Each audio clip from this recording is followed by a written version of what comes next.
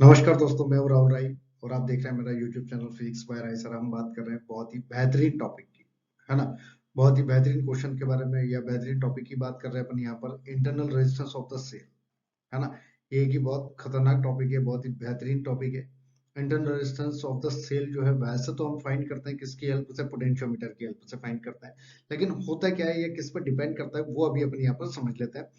कैसे फाइंड करेंगे पोटेंशियोमीटर की हेल्प से, वो मैं आपको नेक्स्ट क्वेश्चंस में बताऊंगा या नेक्स्ट टॉपिक्स में बताऊंगा। उससे पहले आप सब्सक्राइब जरूर कर ले ताकि आपको हर टॉपिक के बेहतरीन क्वेश्चंस मिल सके, हर टॉपिक के। ठीक, तो internal resistance of the cell होता क्या है ना। जैसे सपोज मान लो कि मैंने यहाँ पर एक सेल बनाया, इस सेल के अंदर जो है वो दो रोड्स लगा दिए, कार्बन रोड्स लगा दिए भाई यहाँ पे, है ना। और इसमें एक है पॉजिटिव और एक है नेगेटिव रोड। ठीक, अब यहाँ पर जब मैंने इसको इस तरीके से लगाया, बाद में मैं इसको एक रेजिस्टेंस से कनेक्ट कर देता हूँ। बाहर मैंने एक रेजिस्टेंस लगा दिया, कैपिटल आर।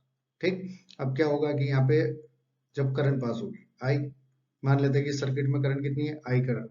ठीक, तो इसके अंदर यहाँ पे जो कंसंट्रेशन मैंने इसमें रखा है, ठीक, जो जो चीज मैंने यहाँ पे मिक्स की है, इलेक्ट्रोलाइट्स, है ना, वो क्या होंगे, जब यहाँ पर आपका सर्किट कंप्लीट होगा तो वो मूव करना शुरू करेंगे। अब वो किधर मूव करेंगे कि जो पॉजिटिव होंगे वो नेगेटिव, मतलब कैथोड की तरफ जाएंगे, और जो नेगेटिव है वो एनोड की तरफ जाएंगे। ठीक, जो पॉजिटिव टर्मिनल है उसको एनोड बोलते हैं अपन, और जो नेगेटिव टर्मिनल है उसको कैथोड बोलते हैं। तो मैंने इसको सी से रिप्रेजेंट कर दिया, इसको ए से रिप्रेजेंट कर दिया। ठीक है, और करंट जो है वो इस तरीके से पास होने लगती है आउटसाइड द सर्किट, है ना।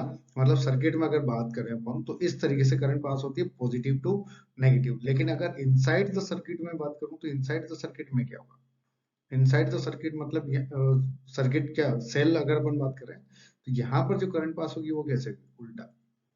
ठीक है, क्योंकि यहाँ पर आपके जो नेगेटिव आयंस है वो किधर जाएंगे, नेगेटिव आयंस आपके जाएंगे एनोड पर। ठीक, और पॉजिटिव आयंस जाएंगे कैथोड पर। तो जो करंट फ्लो होता है वो अपोजिट डायरेक्शन में फ्लो होता है। ठीक, अब आइए देखते हैं इसके बारे में और ज्यादा डिटेल में अपन किस तरीके से होगा कि यहाँ पे जब ये इलेक्ट्रोलाइट्स आपके मूव करेंगे तो यहाँ उनको जो रेजिस्टेंस फेस करना पड़ेगा, जो प्रॉब्लम फेस करनी पड़ेगी वो रेजिस्टेंस होगा। उसको क्या बोला अपन ने यहाँ पे, स्मॉल आर। ये स्मॉल आर क्या है, internal resistance, internal resistance of cell.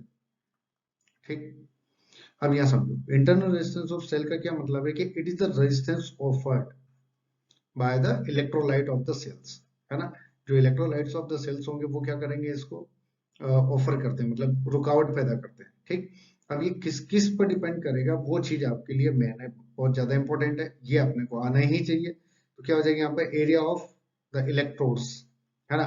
Area of the electrodes मतलब ये जो अपन ने यहाँ पर यूज किया है एनोड और कैथोड, इसका एरिया कितना है। इसका जितना ज्यादा एरिया होगा उतना ज्यादा यहाँ पर आपका क्या हो जाएगा भाई, उतना कम रेजिस्टेंस हो जाएगा। ठीक है, इलेक्ट्रोलाइट्स का इलेक्ट्रोड्स का जो एरिया है वो जितना ज्यादा होगा उतना क्या हो जाएगा, यहाँ पे आपका रेजिस्टेंस कम हो जाएगा। अब क्या होगा, नेचर ऑफ इलेक्ट्रोलाइट्स वो किस टाइप के हैं उस पर डिपेंड करेगा, डायरेक्टली प्रोपोर्शनल टू कंसंट्रेशन होगा कि कितना आपने यहाँ पे मिक्सअप किया है। आगे, area of cross section of the electrolytes to which the current flow, है ना। Area of cross section, area of cross section electrolytes के यहाँ पे। और आगे क्या आ जाएगा, एज ऑफ द सेल की कितना पुराना सेल है। और लास्ट आएगा आपका internal resistance of an ideal cell, जो है वो क्या होता है, जीरो होता है। आइडियल सेल की बात करें तो यहाँ पर इलेक्ट्रोलाइट जो है वो कोई भी रेजिस्टेंस ऑफर ना करे तो उसको अपन आइडियल सेल मान लेंगे। ठीक है, आइडियल सेल में क्या हो जाएगा, आपका जीरो रेजिस्टेंस होगा। ठीक, अब ये तो बात होगी कि भाई होता क्या है और किस पर डिपेंड करेगा, लेकिन इसकी वैल्यू फाइंड कैसे करें। ठीक, अगर मुझे इसकी वैल्यू फाइंड करनी है तो यहाँ पे कैसे होगा भाई, कि यहाँ अगर मैं बात करूं जो कैपिटल आर है उसके अक्रॉस जो पोटेंशियल होगा वो होगा वी। ठीक, और जो सेल होता है उसका जो पोटेंशियल होता है वो होता है ई, कैपिटल ई से मैंने इसको रिप्रेजेंट किया, इसको बोलते हैं E M F, electromotive force. E M F जो होता है वो क्या होता है, actual potential of cell. E क्या होता है आपका, एक्चुअल पोटेंशियल ऑफ सेल, है ना। ये क्या चीज है भाई, एक्चुअल पोटेंशियल ऑफ सेल है। और वी क्या है, वी जो है वो क्या है आपका, टर्मिनल वोल्टेज।